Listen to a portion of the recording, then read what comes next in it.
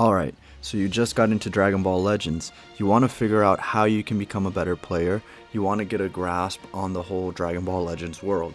So here are 3 things I believe you should learn when you first pick up the game.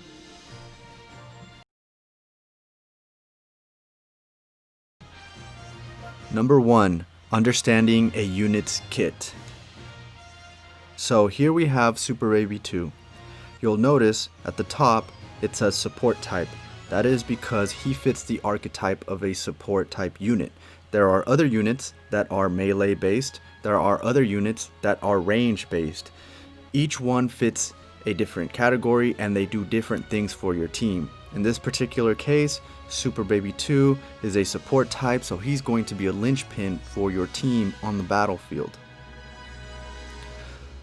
So if you look at his stats, it's pretty self-explanatory. You have your health, your strike attack, your blast attack, your strike defense, your blast defense. All of this is pretty self-explanatory. It's either how well he's going to attack or output damage, or how well he's going to hold up against attacks.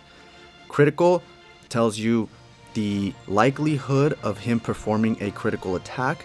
A critical attack, if you don't know, is an attack that does more damage than it normally would. Ki Restore speed. Ki Restore is very important, especially for units who like to do long combos, like Kefla, like Super Saiyan Blue Vegito. These units that can string together long combos, they're looking to have high Ki Restore. Next, Arts cards held. This tells you the cards that this unit is bringing onto your deck. So in this case, Super Baby 2, he's bringing a Strike Arts and a Blast Arts. Other units might bring 2 Blast Arts. Other units might bring 2 Strike Arts. So you want to make sure you have a healthy mix when you're creating a team. Character tag. Character tag tells you what teams this unit might be optimal on. Okay, now that doesn't mean that this unit supports every tag. It just means that this unit can fit on any of these teams and work pretty well. Arts cards. Now the 2 we're going to focus on are the blue and the green card.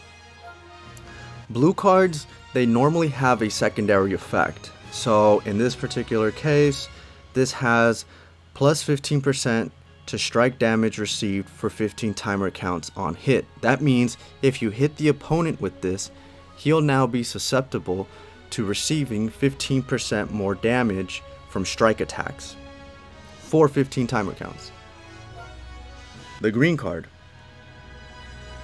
Green cards offer plenty of buffs normally.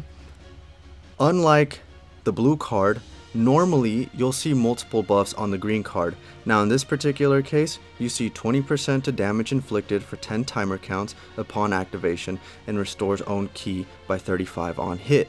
So that tells you once you hit your opponent with this, that opponent's now susceptible to 20% more damage and it restores your own ki by 35.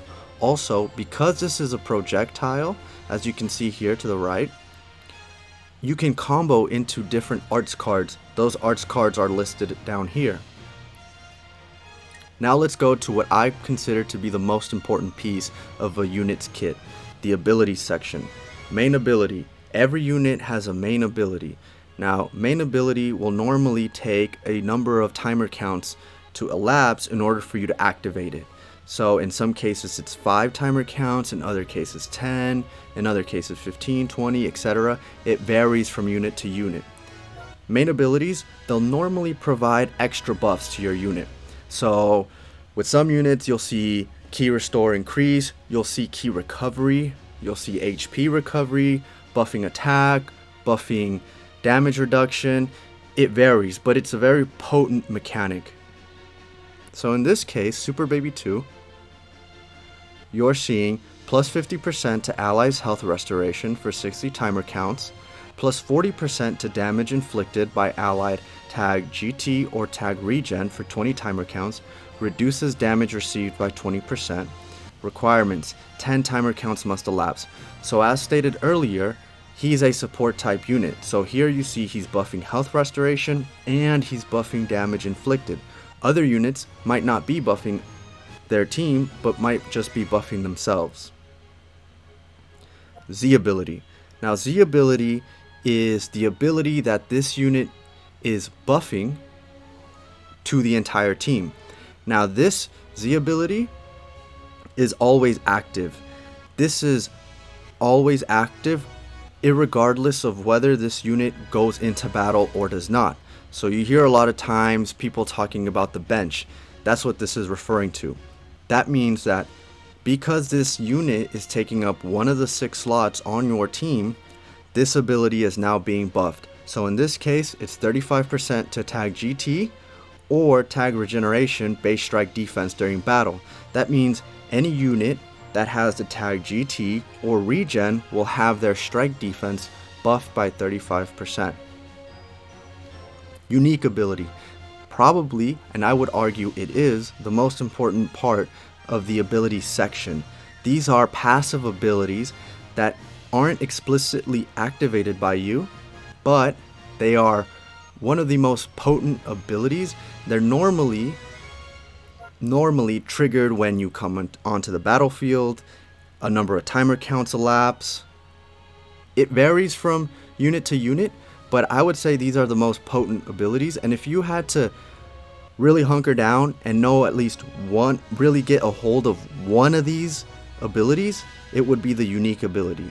So every unit comes with 2 unique abilities. I think there might be some units that have 1. That might be, a few hero units, but for the most part, every unit has unique abilities, and this could make or break a unit's kit.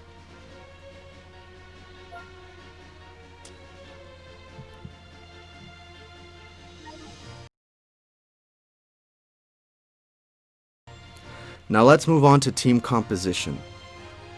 Team composition is one of the most intriguing pieces of Dragon Ball Legends. Okay, you can build many different teams, you can get very creative, and you can build very potent teams. Now, in this case, I have a team that's built on the GT tag. So you'll notice that every unit here not only has the GT tag, but is buffing the GT tag.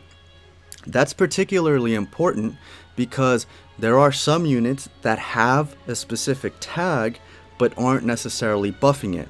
So let's take a look at GT, for example. All my units for GT. This Trunks here. This Trunks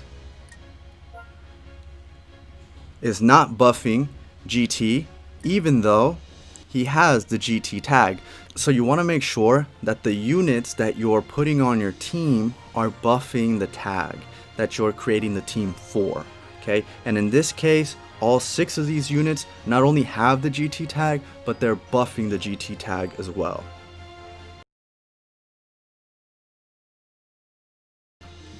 Equipments. So equipments are a vital part of Dragon Ball Legends and team composition. This can really take your unit to another level. So you want to make sure that you're giving your units the best equipments possible. Now let's look at one of these equipments here. In this particular case, I have 3 slots that are providing 4 buffs. So slot number 1 is providing a buff to strike attack plus 17.45%. Slot number 2 is providing 2 buffs, one to base critical, the other to base strike attack, and slot number 3 is providing a buff to base strike defense. Now, you want to make sure that the unit you want to equip this equipment on meets the conditions. Almost all equipments have conditions that need to be met, so you want to make sure that the equipment you're farming can be put or equipped on the specific unit you want to have this equipment on. And that does it. Those are 3 things that I believe every new Dragon Ball Legends player should get a hold on.